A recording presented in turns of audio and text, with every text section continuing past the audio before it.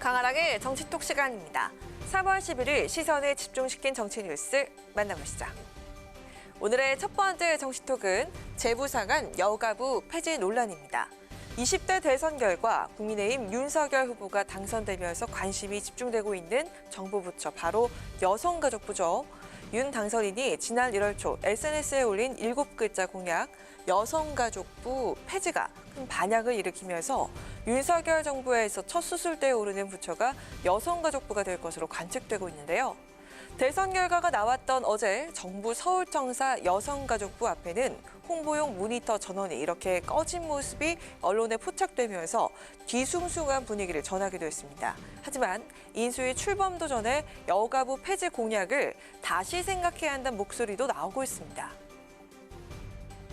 여성가족부 폐지 문제는 좀 더 논의가 더 필요하다고 나는 생각을 해요. 이번에 선거 결과에서 놓고 본 때만이 젠더 갈등 문제라는 것이 표심을 완전히 양쪽으로 갈아놓지 않았어요. 이러한 갈등 구조를 가지고 있는데 무조건 여가부를 폐지하겠다 할 것 같으면 그 갈등 구조를 더 촉진시킬 가능성이 있어요. 여가부가 이 여성 정책만 있는 것이 아니라 이 청소년 정책, 가족 정책, 다문화 정책 다양한 분야들을 관장하고 있기 때문에 만약 대안 없이 단순하게 7글자 정도의 정책을 추진한다라고 하면 당연히 반대할 수밖에 없을 것 같습니다. 이 남성과 여성을 갈라치기 해서 해결될 수 있는 부분은 아무것도 없습니다. 무조건 여가부를 폐지한다고 하면 표심에서 드러난 젠더 갈등을 더 촉진시킬 수 있다. 김종인 전 위원장은 이런 우려를 드러내면서 폐지 공약에 대한 논의 필요성을 강조했고 거대 야당이 되는 민주당 장경태 의원은 대안 없는 정책 추진에 반대 뜻을 나타냈습니다. 한국여성단체연합도 어제 투표에서 나타난 2030 여성들의 민심을 잘 헤아려야 한다면서 윤석열 당선인을 향해서 공약철을 요청하는 성명을 발표했는데요. 이에 대해 국민의힘 이준석 대표는 오늘 여성가족부 폐지가 반여성 정책은 아니라면서 공약 이행을 다시 한번 강조해 눈길을 끌었습니다.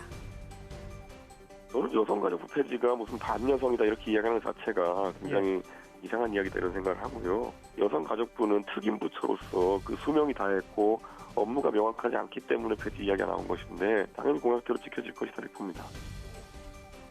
차기 정부 출범을 앞두고 20년 만에 존폐 기로에 선 여성가족부. 윤 당선인이 내걸었던 공약대로 폐지가 될지 아니면 대선 결과에 나타난 여성 표심을 반영해서 공약에 변화가 있을지 앞으로 인수위 논의 과정을 좀 더 지켜봐야겠습니다.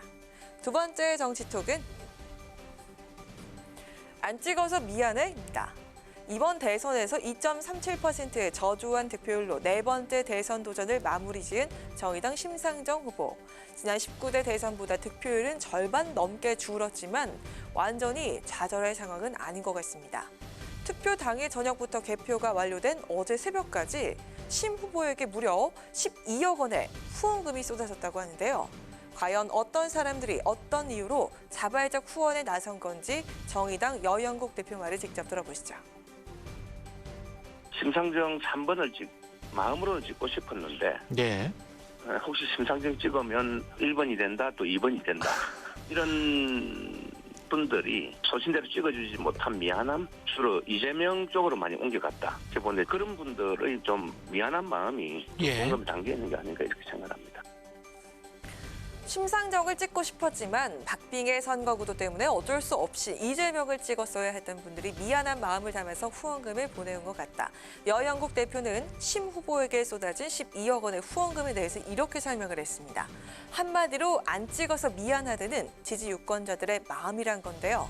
실제로 개표가 한창이던 지난 9일 밤 몇몇 온라인 여성 커뮤니티를 중심으로 울면서 1번 찍었지만 내 마음은 심상정과 함께한다.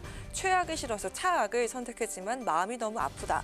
다음 대선에서도 만나고 싶은 마음으로 후원한다는 게시글과 함께 심 후보에 대한 후원금 인증 릴레이가 이어졌습니다. 심 후보는 이를 지켜주지 못해서 미안해란 뜻의 지모미 후원금이라고 칭하면서 시민들의 마음에 큰 위로를 받는다는 글을 SNS에 남기기도 했습니다. 양당 정치의 벽을 끝내 넘어서지 못한 1세대 진보 정치인 정의당 심상정 후보. 네 번째 대선 도전도 실패했지만 후원금에 담긴 지지자의 응원과 열망을 새로운 동력으로 삼는다면 다시 또 새로운 도전에 나설 수 있지 않을까요? 지금까지 강하락의 정치톡이었습니다.